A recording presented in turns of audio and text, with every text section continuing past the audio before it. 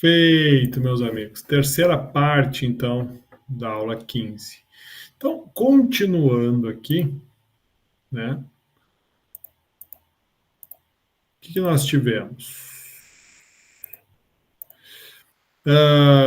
Né, foi feito uma segunda sugestão para o aluno.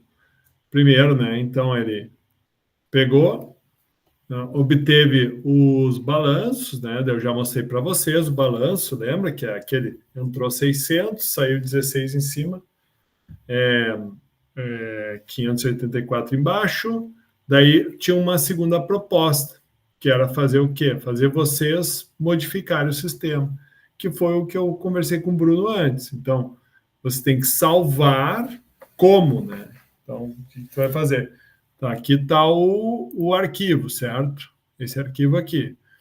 Daí, o que tu vai fazer? Tu não pode mexer no arquivo do Enzo, né? Então tu vem aqui, File As, às vezes dá umas bloqueadas, tá? Dependendo do computador, às vezes tu tem que achar a tua pasta. Depois que tu acha a tua pasta,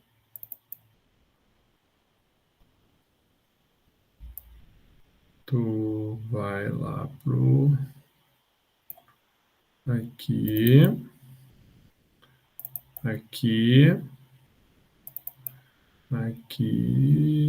aqui. Depois que tu acha a tua pasta, tu vai lá para a aula 15, daí tu vai criar um arquivo aqui, 2, número na frente, qualquer coisa, certo? E ele tem que ficar na extensão PFD. Dá um OK, tá? Deu o que que acontece? Vocês viram aqui que ele apareceu um doisinho na frente aqui, ó, tá vendo? Tu clica aqui, corre de novo. Ó.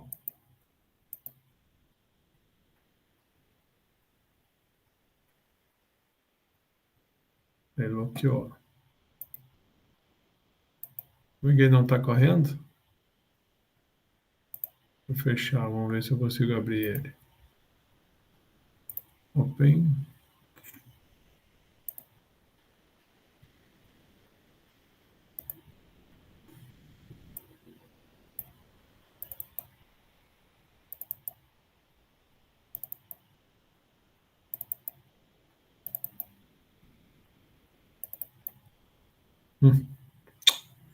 Caramba, vou mudar aqui embaixo, ó, para PFD.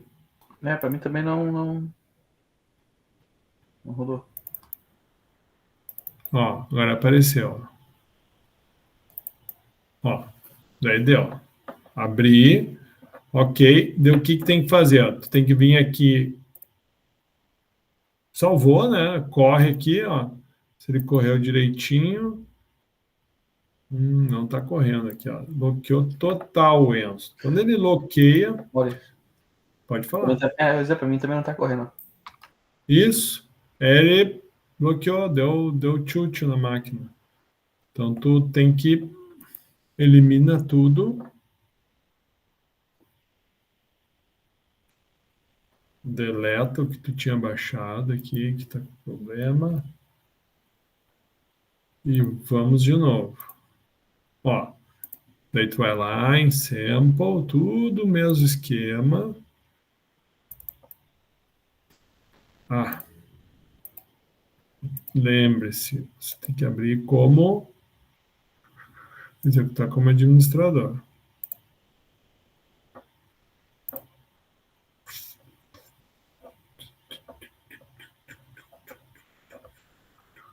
Tá. Então, agora sim, tá. Ok. Daí, primeira coisa que tu vai fazer, corre ele aqui, ó. Para quê? Para ele entender que está tudo ok. Dá para te parar aqui, dá para te pausar, né? Tudo isso tem um processamento aqui que está acontecendo, né? Agora eu vou salvar como? Salvar como? Botar lá na minha pastinha.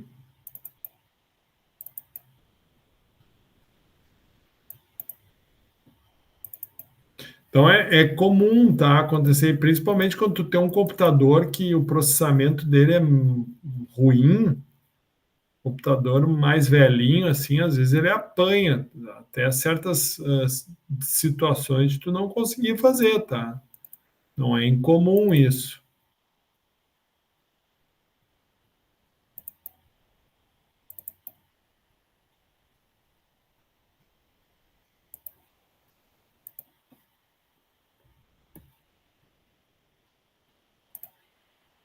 Tá. Depois que tu salva ele, ó.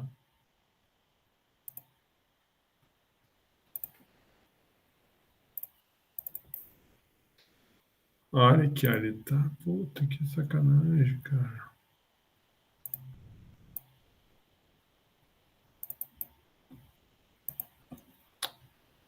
Viajando, poxa vida.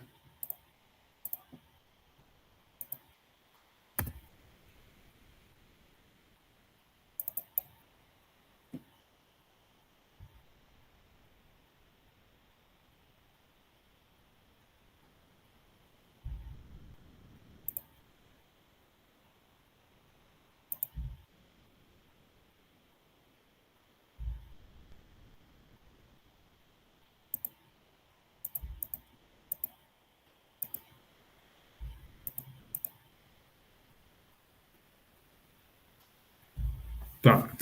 Então aqui, ó.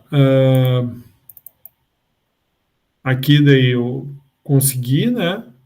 Fazer a gravação, mudei a composição, correu. Daí aqui, ó, a saída lá em cima baixou a pureza de 0,96 para 0,94 de Z1 e lá embaixo, obviamente, né, aumentou a quantidade de Z1, que antes era em torno de 0,4, agora está 0,48. Né? Então, aqui, pessoal, o que a gente está demonstrando aqui? Tá? Que pode modificar os parâmetros, né? Pode aumentar o número de coluna. Tem várias dinâmicas que tu pode fazer e que o ENSO, então, ele vai servir para esse tipo de atividade. Tá? Então, tudo isso daqui, o passo a passo, como eu disse, ele tá aqui, ó. Né? O que acontece na parte superior? Então, olha, ó, mudou a composição superior, né? E o que acontece na parte inferior? Muda a composição na parte inferior, certo?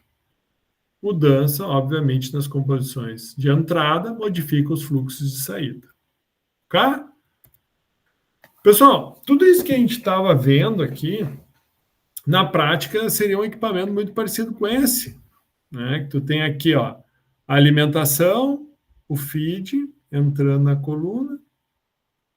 Aqui tu tem, ó, o líquido que sai lá de cima, ele condensa aqui embaixo, não vai condensar lá em cima, ele condensa aqui embaixo. E aqui tu tem um reboiler, né? O líquido que sai e volta. Na realidade, ele sai mais embaixo e volta. Então, só para a gente, né, visualizar no link do site, tem um pouquinho mais de visão. Então, tá aqui, ó, a saída embaixo, as voltas, né? Então, um software de modelagem, uma visualização um pouquinho diferente aqui, né? Mostrando aí, ó. Bem louco. Tá? Que mais? Aqui uma coluna de destilação deitada, né? Por dentro. Então, tem vários tipos, né, de colunas. Aqui tu tem os pratos, então o vapor ele sobe, passa por isso aqui e sai. E o líquido, aqui fica tudo afogado de líquido, o líquido retorna por esses tubos. Mesma coisa aqui, ó. Tá? Só uma visão em um outro campo. Aqui, ó. Tem outras, né? O vapor sobe, o líquido desce aqui, tem outros tipos, né? Daí o líquido que de cima desce aqui, corre aqui por cima, a maior parte do líquido desce ali, e os vapores vão subindo nesses buraquinhos. Que uma outra visão, né? Então, o vapor ele sobe, passa por dentro, e aqui fica tudo afogado em líquido, ó, tudo afogado em líquido. Então, tu tem um fluxo descendente de líquido aqui, né? Desculpa, aqui tem que constar o fluxo descendente líquido do lado de lá, e aqui tu vai ter uma descida de líquido e do outro lado outra descida de líquido. A campânula se chama, os orifícios, o duto, né? Então, na realidade, vem o vapor, borbulha dentro do líquido. Aqui tu tem uma coluna de líquido, que é o líquido que vai descer de um prato para o outro. Daí tu tem os perfurados, que foi aquele que eu mostrei, ó, ele fica tudo borbulhando, assim, o vapor entra, fica borbulhando, ó, assim, perfurado, com borbulhadores, que é o campânula, aquela ali, vapor, tende a subir o líquido, tem um fluxo de líquido que desce aqui, cai na forma de cachoeira, do outro lado desce, assim por diante. E o valvulado aqui, que é um sisteminha de válvula, né? Mas é isso. Então, dentro da coluna, então, aqueles pratos que eles falam, 60 pratos, então tu tem 60 conjuntos desses aqui, entendeu? Um empilhado em cima do outro. Um empilhado em cima do outro. Né? Literalmente, aqui tu tem 1, 2, 3, 4, cada um desses vai ser um tray. Aí, ó. Certo? Pessoal, tranquilo.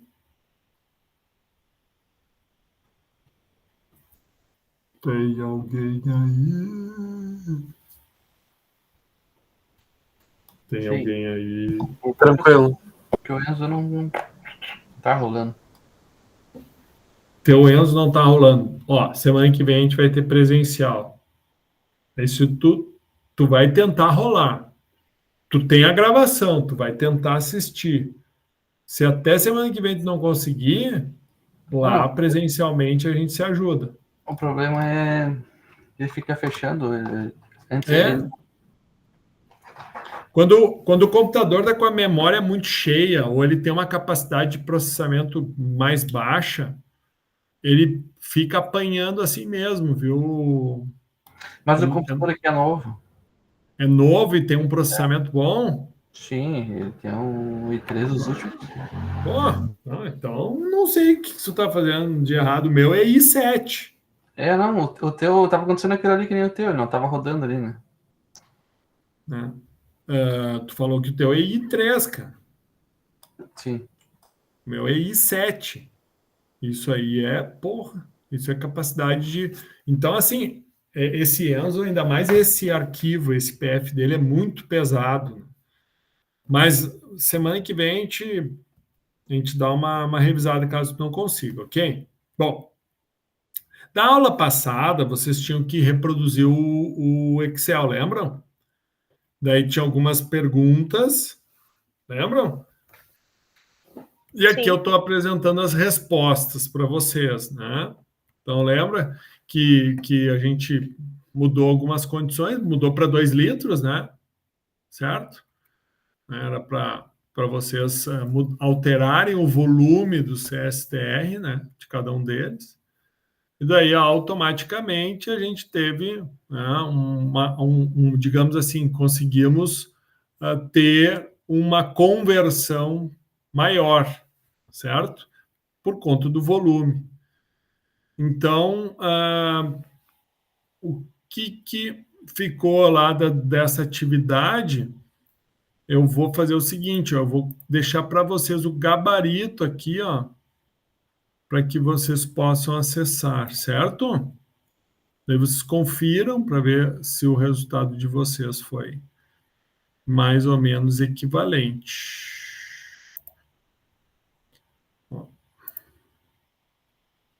Arquivo.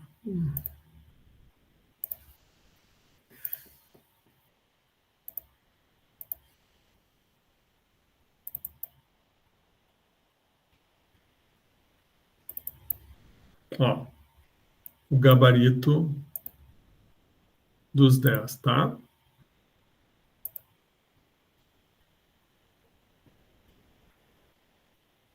Basicamente, né, o que tu tinha que fazer? Tu tinha que modificar, né, o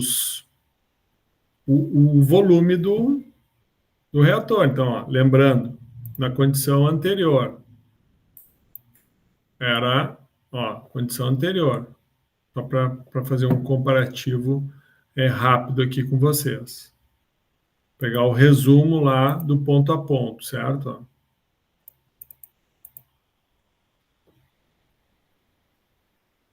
E o último. Ó, tá vendo aqui? Ó, isso daqui é com o volume do reator de 1 metro cúbico, certo? Olha, esse aqui foi o residual do componente 1. Lembra? Vamos lá. Ah, professor, já me esqueci, professor. Muita informação, estou confuso. Então, é uma reação. 1 se transforma em 2. Daí dá uma retomada na aula. Então, o que acontece? A composição do 1 inicial era 150. Automaticamente, com o passar do tempo, ou melhor, CSTR, a composição varia com o tempo?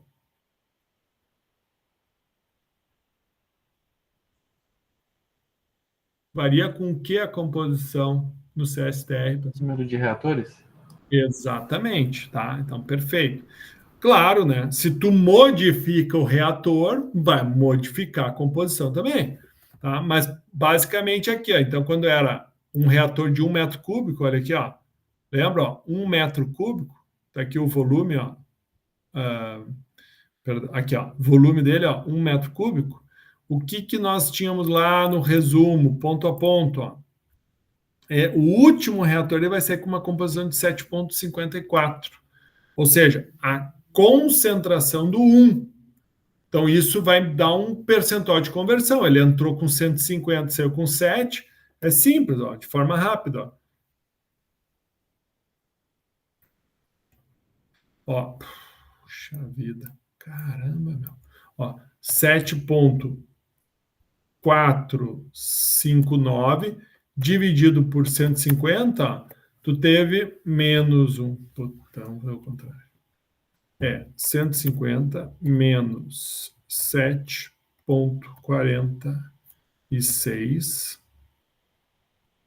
dividido por 150. Então, tem uma conversão de 95%, mais ou menos, tá? Isso para o reator de 1 metro cúbico, tá?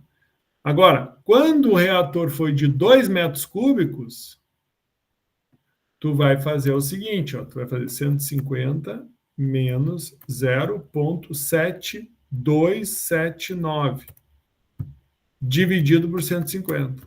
Ou seja, tu aumentou a tua conversão de 95% para 99%.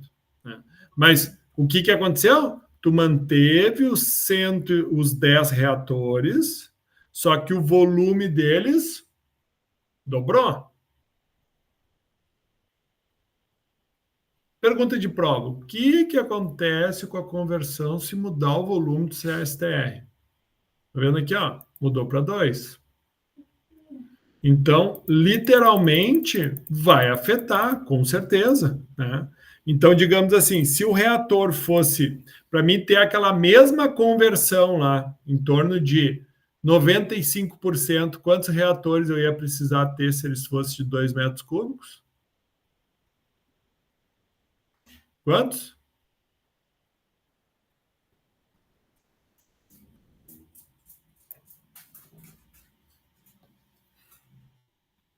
Tem alguém aí? Apenas 6? Exatamente, a gente viu lá, ó, né, para 95% de conversão, mais ou menos, então tu vai fazer aqui, ó, 150 menos 6,13 dividido por 150, ó, mais ou menos 95% de conversão. Então, dobrando o volume do reator, tu teria uma conversão equivalente somente com 6 CSTRs. Agora, se tu mantiver os 10, tu vai para uma conversão de 99%. Ficou claro isso para vocês, pessoal? Sim ou não? Sim. Tá, perfeito. Sim. Então, deixei ali para vocês o gráfico, tá? ficou salvo lá. O gráfico não, a planilha, o gabarito, tá? Para vocês terem acesso. E o segundo era para vocês fazerem a modificação no MSO. Então, a mesma coisa que tu tinha que fazer. Lembra que, né, tinha que modificar aqui, ó, postar com as seguintes alterações. Ó.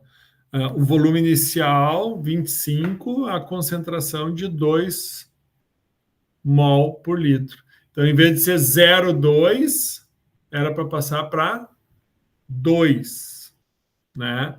Então, o que vai acontecer, ó? Condição original era essa aqui, ó. Certo? Ó. O A reduz a quantidade e lembra que ali saiu de mais ou menos uma concentração de 0, não era 0,2, não era 0,5, 0,05 a concentração inicial do A, e a gente mudou para 2. Então, o que aconteceu aqui, ó? Tu teve, né, a faixa, aqui a conversão, ó, é de 0,01 aqui, mais ou menos, é o que tu está chegando aqui, ó, que basicamente não mudou muita coisa, né? Mas tu percebe que sim, se tu vai mudar a composição do um, vai afetar. Mas em termos de formação de produto, né, tu teve, se tu for avaliar aqui a composição, né, mas a cinética, de fato, né, olha aqui, ó, aqui a composição original, aqui é original, desculpa, aqui é original. E daí o que aconteceu aqui com a velocidade de reação? Ó, ela diminuiu, ou seja, não sofreu influência, né, diretamente. Então, os gráficos R3, tempos versos, ou seja, a taxa de formação de C, o excesso de A, a velocidade da reação reduziu, mostrando que essa substância interfere menos na velocidade de reação, pois acaba reduzindo a concentração do sistema. No gráfico C1, C2 e C3 versus tempo, ou seja, variação da condição de A, B e C na formação, também deveria ser percebido que a conversão de B foi total, sendo a quantidade de C proporcional à quantidade de B utilizada ao final, uma quantidade de A excesso, não reagiu. Ou seja, o excesso acabou diluindo, né, demais o sistema e acabou não sendo benéfico, né, para a conversão. Daí, o que o cara pode fazer? Tá, mas e se eu dobrar a concentração do outro? O que vai acontecer? Daí tu vai perceber que ali tu vai aumentar a velocidade de reação, porque vocês lembram que era uma reação de primeira ordem, né? Então, somente um dos elementos que promovia a alteração da taxa de conversão. Né? Daí teve o outro, que era de semi-batelada, aqui, ó, aqui propondo também com maior concentração de B, ó. Daí eu fiz, isso aqui é um exercício, fazendo a modificação. Então, nós temos a condição original, né, aqui mantendo 2, mas dobrando a concentração de B, que é a reação, como acontecia, né? Exemplo 1 modificado. E aqui o que a gente percebe, ó, que deu uma subida, né? Foi para 4 vezes 10 dá menos 3. Aqui tu tinha 1,75 vezes 10 dá menos 4. Né? Exemplo 1 modificado. Né? Aqui mostra algumas dos testes que a gente fez, né? Quem em excesso de fato vai te gerar. Então, o excesso de B é favorável, porém equivalente à quantidade de estequiométrico percebido, né? Com o excesso de B, uma maior concentração de C nos primeiros 50 segundos da reação. Certo? E, por último, era para vocês fazerem a sinopse, né, do artigo, que era mais para vocês, né, entenderem um pouquinho mais sobre de que forma a modelagem pode ajudar vocês, principalmente aqui o trabalho envolvendo o software Enso.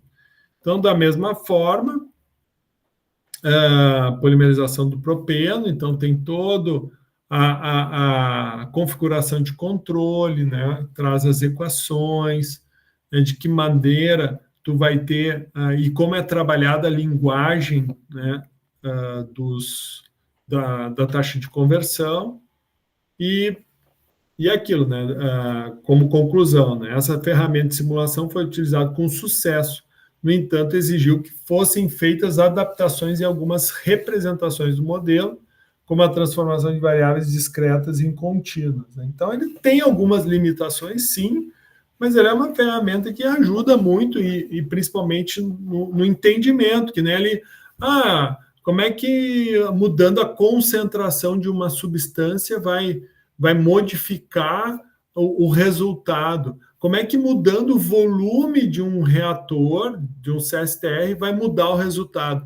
Então, através de modelo matemático, tu consegue prever algumas coisas, né? Que normalmente tu teria que ter a teoria na cabeça e talvez fazer alguns cálculos à mão. E o software, ele permite que uma série de cálculos aconteça de uma forma muito rápida, que te ajuda a tirar algumas conclusões que vão te ajudar, né, para uma tomada de decisão, digamos assim, tá? Bom, então, vamos entrar agora, tá, em outras ferramentas disponíveis no Enso, que a gente vai ver também, que isso aí daí vai ser fruto dos trabalhos que vocês irão fazer, tá, de AP2. Mas, em suma, tá, o que nós temos aqui? Tá? Nós temos que, para todos os equipamentos, você consegue, né, definir um balanço de massa. Dependendo do equipamento, o balanço de energia vai ser muito importante, né? Momento também é menos utilizado, a não ser que tu queira saber, né, a concentração em um determinado espaço do tempo, ou tudo vai depender do que tu objetiva, né? Mas principalmente massa e energia são muito explorados, né? Então, lembrando que na próxima aula a gente vai estar lá na 302, o manual Enso, ele vai te trazer toda essa linguagem, né, que ajudará vocês a lembrar de todo o conteúdo de engenharia química que vocês tiveram ao longo desses anos de formação, né? Então, é fundamental que vocês peguem o material 1, que aqui está como aula 14, mas não, está na aula 15, tá? Esse manual está disponível para vocês aqui, ó. Ó, esse aqui, ó. E ele vai trazer a linguagem matemática, tá? Então é importante você fazer a leitura do capítulo 3. Bom, o que é então o splitter, né? O splitter, ele nada mais é do que aquela saída, digamos lá, que a gente tinha lá na coluna de destilação, onde tu tinha uma distribuição de dois fluxos. Então, tu tem um fluxo de entrada, uma distribuição de dois fluxos. Um splitter é algo muito simples, né? Ou seja, tu divide fluxos. Então, como é que fica a linguagem? Aqui tem, obviamente, que tem a descrição do que ele é, um separador de correntes, né? Entre outros. E aqui mostra como é que ele vai trabalhar, tá, no splitter, a matemática. Então, tu tem um fluxo de entrada, né? E o fluxo de saída vezes a fração. Ou seja, tu tem o fluxo de saída 1 vai ser igual ao fluxo de entrada vezes uma fração. Ou seja, O fluxo de saída, se sair 60% para 2, quanto que vai sair em 1? 40, ou seja, aquela fração é esse percentual. E daí diz aqui, ó, que F-out 2 mais F-out 1 é F-in. A temperatura não vai modificar, ou seja, o que entra, a temperatura da saída 1 vai ser igual à de entrada, a temperatura ou seja, é um equipamento que não vai interferir na temperatura, nem na pressão, nem na composição. Né? A entalpia inicial é igual à final, e o vapor, a fração vaporizada, também vai permanecer igual. Então, tu tem, falando sobre o ponto de vista de modelagem, tu tem a descrição do modelo, tu tem o desenho esquemático do modelo e tu tem a linguagem matemática, que envolve balanço de massa, né, e aqueles parâmetros, né, ou aquelas informações que vão te ajudar, né, para te definir se existe um balanço de energia também. Nesse caso aqui, a energia ela vai permanecer igual, certo? Não vai ter alteração. A consistência, ele vai te dizer exatamente tudo que vai ser avaliado. Bom, a fração da vazão, né, ela é adimensional. O que entra, tu vai avaliar fluxo mássico, nesse caso está em mol por litro, mas tu pode trabalhar também com quilos, segundos, massa, né?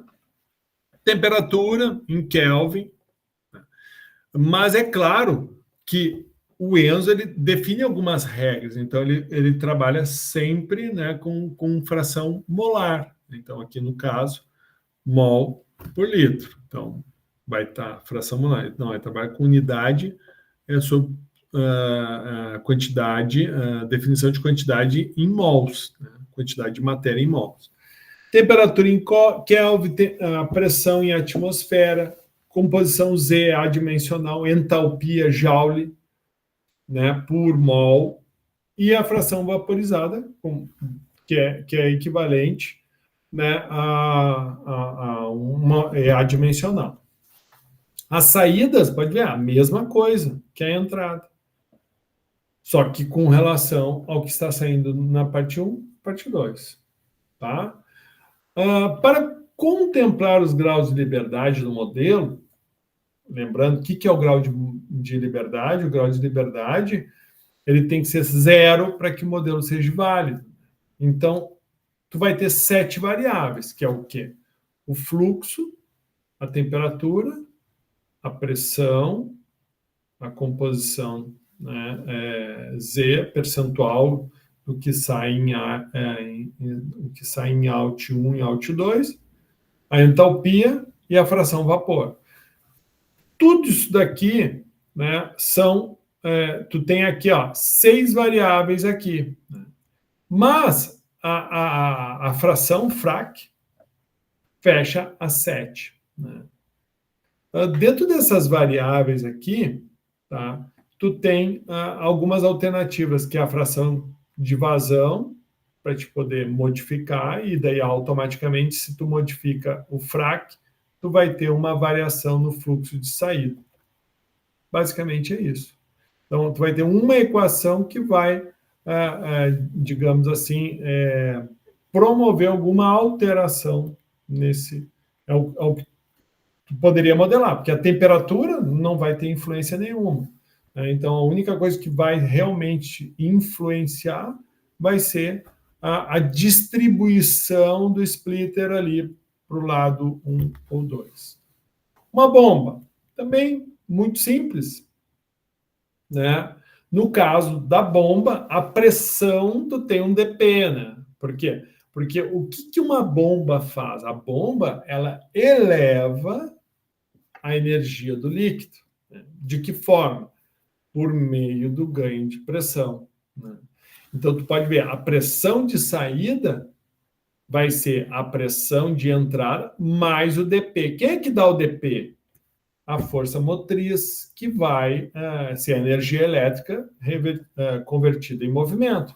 Mas tu vê, tudo igualdade. Então, a equação que tu está incluindo é de pressão, né?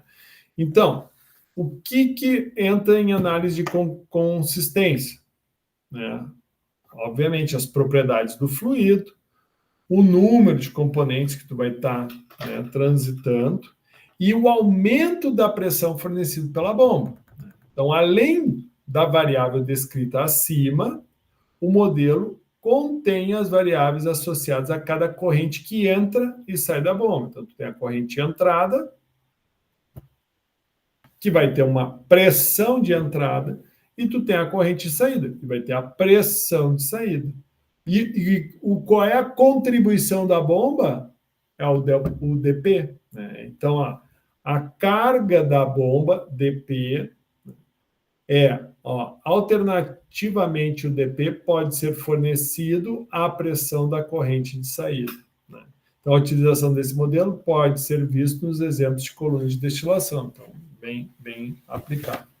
Mas, basicamente, então, aqui tu vai precisar, né, o equipamento. O balanço de massa é muito simples, né? A única coisa que tu vai ter é um ganho de energia medido pela diferença de pressão. Um mixer. O que ele vai fazer? Pega 3 correntes e sai uma. Tá? Então, um mixer pode ser o quê? Um reator, pode ser um sistema onde tu vai ter uma mistura, né, de três correntes. Então, aqui tu vai ter um balanço de massa, que o fluxo de saída vezes a composição de saída vai depender das entradas, do número de componentes de entrada. O balanço de energia também. Ou seja, a energia de saída, porque é muito interessante, tu tem o fluxo e tu tem a entalpia.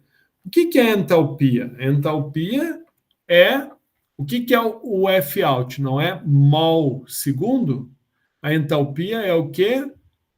É joule por mol, ou seja, quilojoule por mol.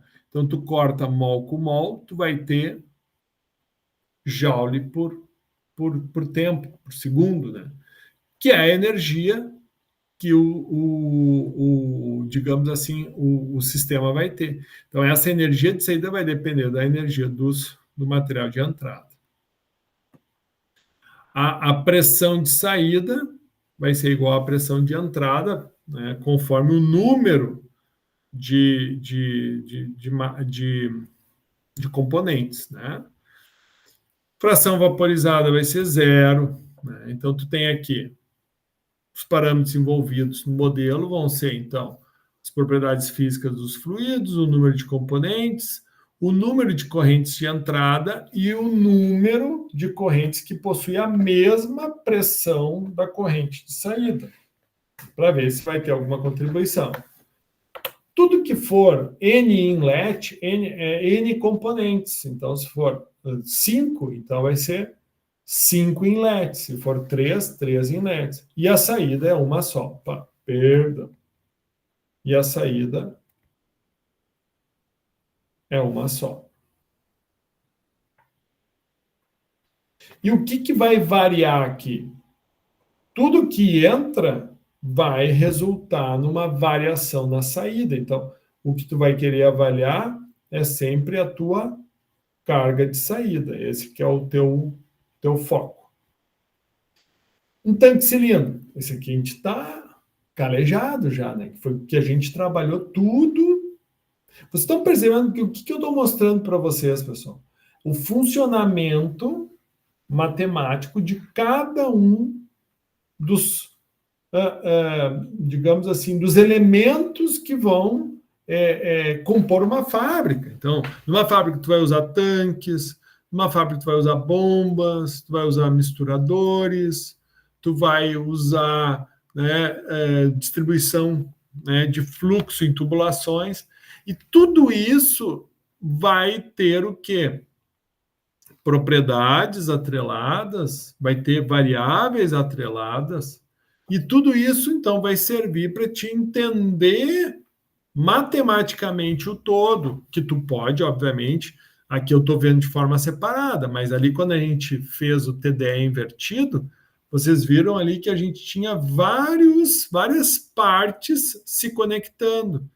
E dentro dessas, cada parte gerava um resultado, e esse resultado influenciava no equipamento seguinte, e assim sucessivamente.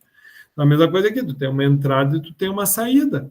Então, o que é o balanço, né, molar dos componentes? Então, a variação da molaridade, ou seja, da concentração em função do tempo, vai depender do quê? Do fluxo de entrada vezes a composição de entrada menos o que sai vezes a composição do que sai, né? O balanço de energia sempre é fluxo e entalpia. Então, sempre que a gente for querer entender sobre energia, por exemplo, eu quero saber quanto de energia a queima de GLP gera. O que tu precisa saber do GLP, pessoal? Para te poder saber quanto de energia a queima do GLP gerou. O que tu precisa saber do GLP? Poder calorífico? Entalpia, né? O poder calorífico, tá? Ele vai te resultar na entalpia, certo? O poder calorífico, ele está diretamente ligado à capacidade do líquido, né, gerar calor para aumentar em 1 grau, né? Então, a entalpia, ela já vai, digamos assim, ó, ela é um passo depois do calor de entalpia, desculpa, do poder calorífico, tá? Então, assim, a entalpia, ela vai te dizer se o sistema está liberando ou absorvendo, né, calor. E o poder calorífico, ele vai te ser específico, né, da substância. Então, é que nem aqui, para fazer o balanço de energia de um sistema desse aqui. Por exemplo, sei lá, pode ter um tanque, mas esse tanque pode estar encamisado, ele pode ter uma camisa, e dentro dessa camisa pode passar vapor. Então, tu vai ter um ganho de energia, tu vai ter uma diferença de entalpia. Né? Essa diferença de entalpia do antes e do depois, lembra lá quando vocês estudavam lá a termodinâmica, né? Daí tinha lá o gráfico de entalpia da reação, daí tu tinha o reagente e o produto. Então, aquele ganho de entalpia que sai de um lado, uma reação exotérmica, uma reação endotérmica. Então, esse ganho e perda de energia, é claro que, vamos supor, daí o que o Daniel falou está correto, né? Por quê? Porque ele trabalha fazendo isso. Não? Tu bota lá a tua amostra de resíduo dentro de uma bomba calorífica, né? E ali tu vai saber quanto de calor foi gerado naquela queima, certo? Só que aquele calor é absorvido pela água, e a água muda de temperatura. E é esse delta T associado ao poder calorífico, associado à capacidade calorífica da água, que tu vai converter em entalpia. Entendeu, Daniel? Sim, professor, entendi isso mesmo. Por isso que eu te disse, é um passo, a entalpia é o passo seguinte, digamos assim. Então, se tu souber qual é a variação entálpica que tu teve ali, daí tu chega no poder calorífico da substância, né? E daí esse poder da substância é inerente de cada tipo de substância, né? É que nem o Daniel lá chega, eu tenho um resíduo, daí eu mando para o Daniel, daí o Daniel diz, cara, mas o teu resíduo tem baixo poder calorífico, então não serve para mim, né? Sei lá, às vezes tem muita umidade, às vezes tem pouca matéria orgânica, então é isso, não, mas show de bola, valeu, valeu. E obviamente, né, por fim, então tu tem a energia que entra, menos a energia que sai, mais o calor. Né? Lembrando que esse calor ele pode ser ganho ou perdido, certo? Então, isso vai nos dar o balanço de energia. O acúmulo de energia vai depender do quê? Do quanto, né? Aqui, ó, a molaridade, né? O quanto desse fluxo molar aqui foi, digamos assim, contido no material que saiu, né? Esse foi o acúmulo de energia. Então, por exemplo, uma reação que libera calor. Então, no início do processo, tu tinha uma condição calórica, certo? Daí, por exemplo, no final do processo, tu teve uma mistura ácido e base, ácido e soda cáustica. Quando tu mistura ácido e soda cáustica, o que acontece com o copinho? Pegou ácido a 25 graus, pegou soda a 25 graus, botou os dois, pum, misturou no copo. O que acontece com o copo? É uma reação endotérmica ou exotérmica? Uma reação de neutralização. Uma reação que libera calor. É exotérmica. Então, é exatamente isso que ele está te mostrando, que a energia acumulada, ela vai ser, né, vai depender, obviamente, desse balanço de massa, mais a entalpia gerada, né, na saída desse processo.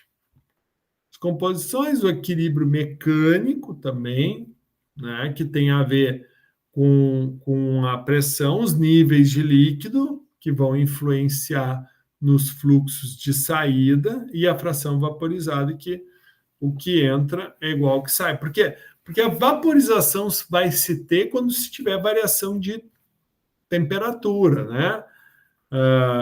Daí aqui fala ó, que a entalpia de saída, ela é variável de quê? Da temperatura de saída, da pressão de saída e da composição de saída.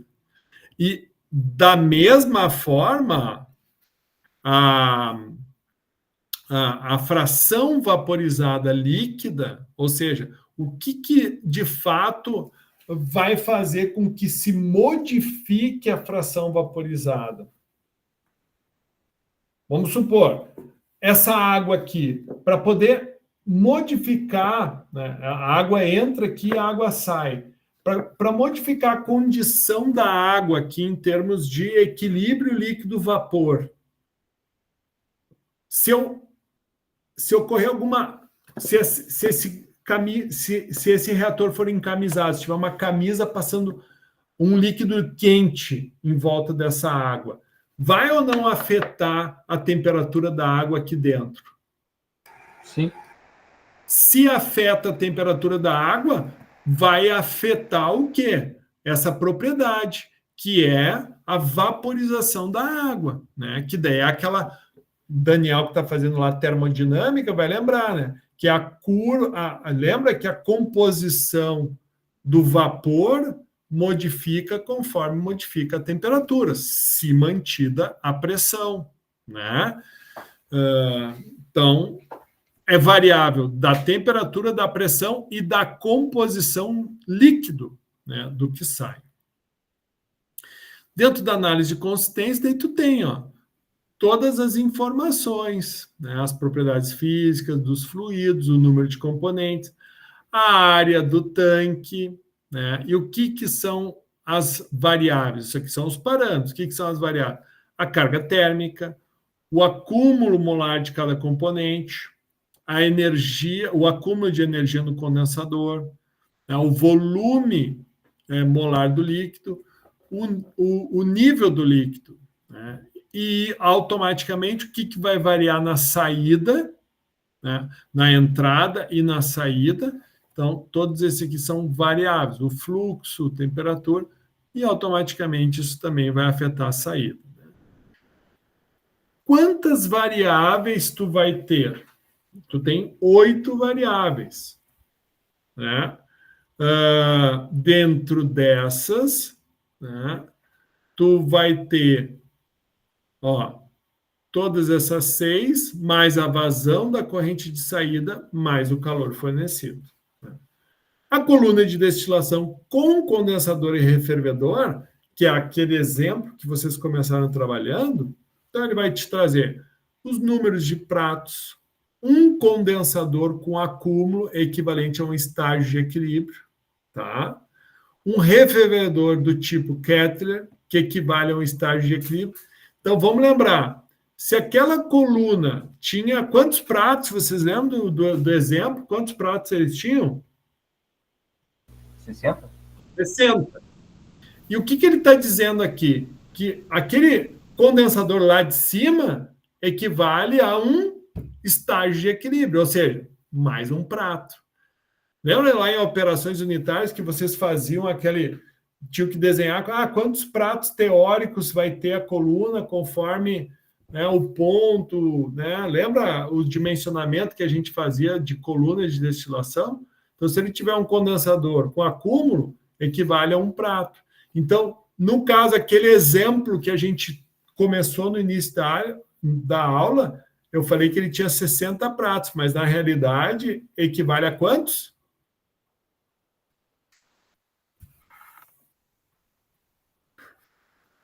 Tem alguém aí? Pratos é a mesma coisa que estágios. Se aquele lá tinha 60, só que ele tinha um condensador e ele tinha um refervedor. Se cada um desses equivale a um prato, então, quantos pratos tinha aquela coluna lá? Aquele sistema, digamos assim? 62. Né? Então, isso vai influenciar. O que mais que tem? Um splitter e uma bomba na corrente de refluxo. Então, tu vê, tu tem vários modelos. Tu vai ter modelos de pratos e aquilo.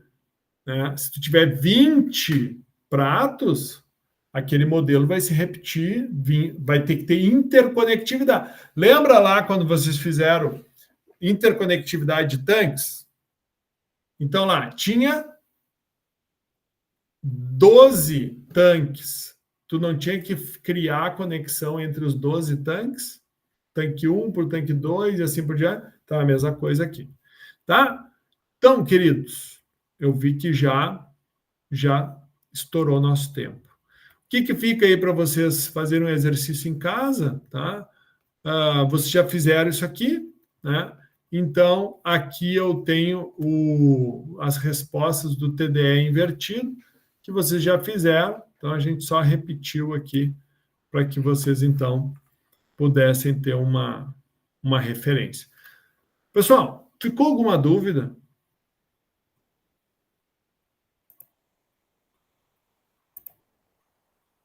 É bastante informação, professor, mas do que se for explicando eu consegui entender ele. Show! Então, vou parar a gravação.